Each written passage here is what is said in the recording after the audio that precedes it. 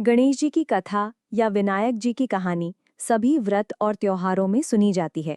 हिंदू धर्म में विघ्न विनायक श्री गणेश जी को देवताओं में सर्वोच्च स्थान प्राप्त है।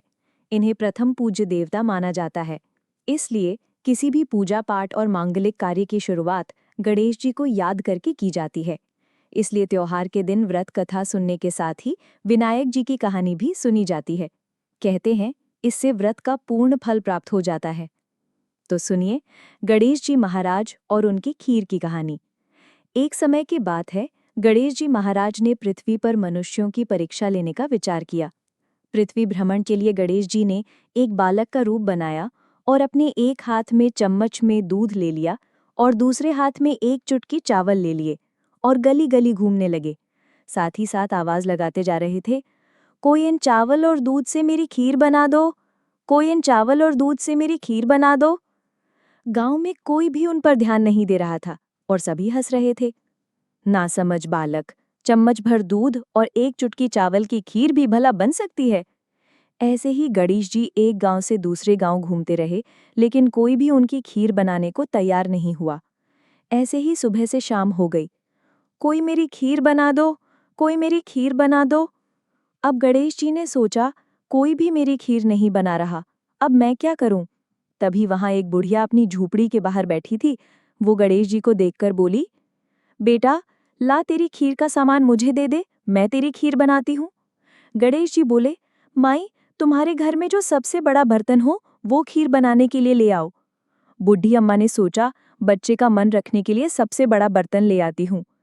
बुढ़िया माई घर का सबसे बड़ा बर्तन लेकर बाहर आई। गणेश जी ने चम्मच से दूध और चुटकी से चावल डालना शुरू किया। तब बुढ़िया माई के आश्चर्य की कोई सीमा नहीं रही। ये क्या चमत्कार है, कुछ समझ नहीं आ रहा। देखते ही देखते पतीला दूध से भर गया। बुढ़िया माई ने उस पतीले को चूल्हे पर चढ़ाकर खीर बनाना शुरू कर दिया। तब गणेश जी बोले, माई, तुम खीर बनाओ, मैं स्नान करके आता हूँ, मैं वापस आकर खीर खा लूंगा। बुढ़ी माई बोली, बेटा, इतनी ढेर सारी खीर का मैं क्या करूंगी? तब बालक गणेश बोले, माई, तुम सारे गांव को खीर खाने का न्योता दे दो। बूढ़ी माई बोली, ठीक है, मैं पूरे गांव को कह देती हूँ। बूढ़ी माई के खीर की खुशबू धीरे धीरे पूरे गांव में फैलने लगी। बूढ़ी अम्मा ने घर घर जाकर खीर खाने का न्योता दे दिया। आज मेरे घर खीर का प्रसाद बना है, आप चखने आना। पड़ोसन बोली, अम्मा, इतने लोगों को खीर कहाँ से खिलाओगी? लोग उस पर हंसने लगे। बुढ़िया के घर में खाने को तो दाना नहीं है और सारे गांव को खीर खिलाने की बात कर रही है। चलो चलकर देखते हैं बूढ़ी माई कौन सी खीर खिलाने वाली है। धीरे धीरे लोग बूढ़ी माई के घर आने लगे। देखते ही देखते गांव इकट्ठा हो गया। जब बूढ़ी माई की बहू को इस दावत की बात पता चली तो वो रसोई में पहुंची और खीर से भरा पतीला देखकर उसके मुंह में पानी आ गया और वो सोचने लगी, इस पतीले की खीर सारे गांव में बटी तो मेरे लिए कुछ भी नहीं बचेगा। ऐसा सोचकर बूढ़ी अम्मा की बहू ने एक कटोरी में खीर निकाली और दरवाजे के पीछे बैठकर खीर खाने की तैयारी करने लगी और खाने से पहले बोली, गणपति जी, भोग स्वीकार करें। ऐसा कहकर वो खीर खाने लगी। बूढ़ी अम्मा की बहू के लगाए इस भोग से गणेश जी प्रसन्न हो गए। जब बाल गणेश स्नान करके वापस आए तो बूढ़ी माई बोली, बेटा, तुम स्नान करके आ गए, आओ तुम्हें खीर परोस दूं। तब बाल गणेश बोले, माई, मेरा पेट तो खीर से भर गया, अब तुम खीर खा लो, अपने परिवार को खिलाओ और सारे गांव को खीर खिलाओ। तब बूढ़ी माई पूछने लगी, बेटा, तुमने ये खीर कब खाई?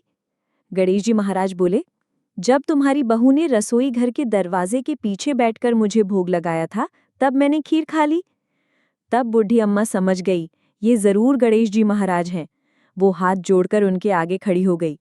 गणेश जी महाराज बोले, बूढ़ी माई, तुम भी खीर खाओ, अपने परिवार को खिलाओ, पूरे गांव को खीर खिलाओ और उसके बाद बची हुई खीर को 4 पतीलों में रखकर अपने घर के चारों कोनों में रख देना। अब बूढ़ी माई ने पूरे गांव को खीर खिलाई और बची हुई खीर 4 बर्तनों में करके अपने घर के चारों कोनों में रखकर सो गई। जब वो सुबह उठी तो उसके आश्चर्य की कोई सीमा नहीं थी। हे गजानन भगवान, ये मैं क्या देख रही हूँ? पतीले में खीर के स्थान पर हीरे मोती और जवाहरात भरे हैं। हे विघ्नहर्ता, आपने मुझ पर बड़ी कृपा करी है। बूढ़ी माई को अपनी दयालुता का फल प्राप्त हुआ। उसकी सारी दरिद्रता दूर हो गई। हे गणेश जी महाराज, जैसी कृपा आपने बूढ़ी अम्मा पर करी, वैसे ही इस कहानी को कहते सुनते और हुकार भरते सब पर करिएगा। जय गणेश जी महाराज। धन्यवाद।